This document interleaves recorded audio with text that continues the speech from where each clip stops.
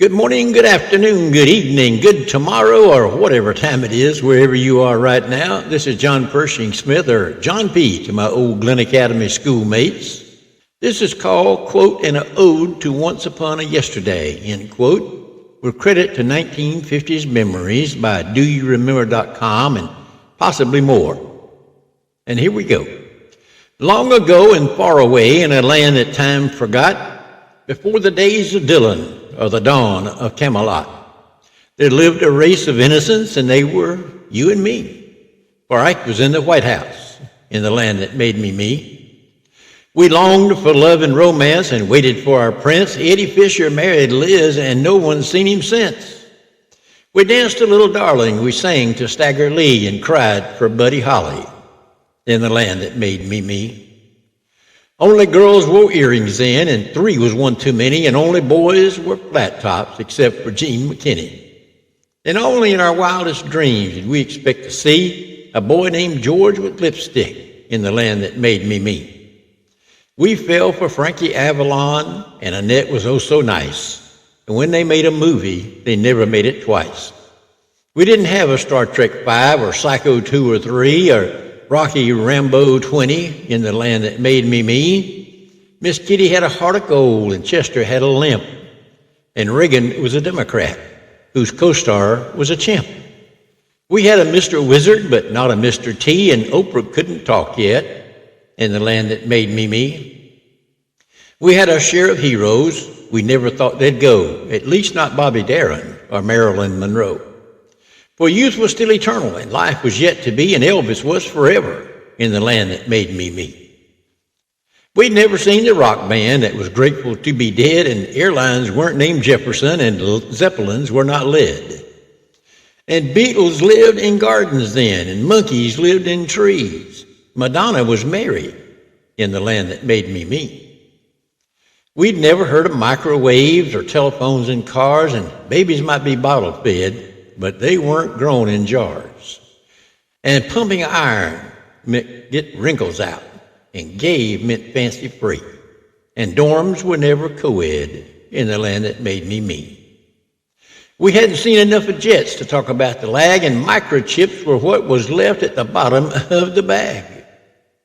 And hardware was a box of nails, and bites came from a flea, and rocket ships were fiction in the land that made me. T-birds came with portholes, and sideshows came with freaks, and bathing suits came big enough to cover both your cheeks. And Coke came just in bottles, and skirts below the knee, and Castro came to power near the land that made me. We had no Crest with fluoride, we had no Hill Street Blues, we had no pattern pantyhose or Lipton herbal tea, or primetime ads for those dysfunctions in the land that made me. There were no golden archers, no Perrier to chill, and fish were not called Wanda, and cats were not called Bill.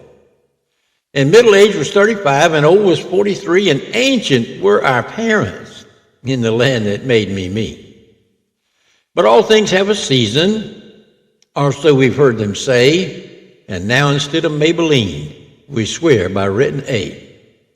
They send us invitations to join AARP. We've come a long way, baby, from the land that made me. So now we face a brave new world in slightly larger jeans, and wonder why they're using smaller print in all the magazines. And we tell our children's children of the way it used to be, long ago and far away, in the land that made me.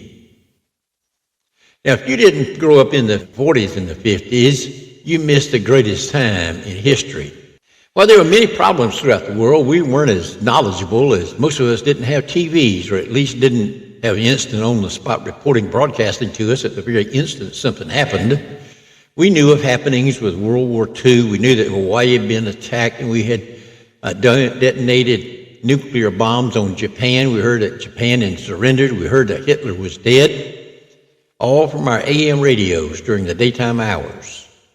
We learned of the Korean War, and a lot of soldiers had died in these 2 wars, but things weren't as bad as they are now. Or if they were, we just didn't know it in an instant. In the late 40s and early 50s, I was footloose and fancy-free and could be gone for hours and nobody was worried. All my neighbor friends were doing the same as the boys played marbles, made slingshots and bows and arrows, shot marbles, while the girls played hopscotch and jumped roped, and of course, shoes were rarely worn outside. Our moms and dads weren't out looking for us because they knew we'd be back in the house by dark 30. As the 50s rolled around, TVs were beginning to show up in many homes, and although you needed rabbit ears to see the one or two channels in black and white, we later found out about outside antennas and how you had to turn them to pick up the best signals. TV was only on in the daytime, and we heard the national anthem as they signed off at night. That is, until the Late Show came along. Oh, and then came our cool cars as we reached the ripe old age of 16. Mine was a 1948 Pontiac I named Elvis because it rocked as it rolled down the road. And we began to see movies about what's happening with other kids like us. Then there was Elvis and Johnny Cash and Fats Domino and Jerry Lee Lewis and Little Richard, Buddy Holly. And rock and roll was on the jukeboxes. There were ducktail haircuts, poodle skirts, and saddle Oxfords galore. By the time the 60s rolled around, the fun 50s were done. We graduated from high school and adult things began. We could add hundreds of things to this prologue, things that only those of us who lived during that time will remember. Feel free to add your own comments where this is posted, and I want to say God bless you all, to all you really fun-loving old-timers. And now, as you have heard before from the great Paul Harvey, now you know the rest of the story. Goodbye for now. Your friend John Pershing Smith, or John P. to some of you.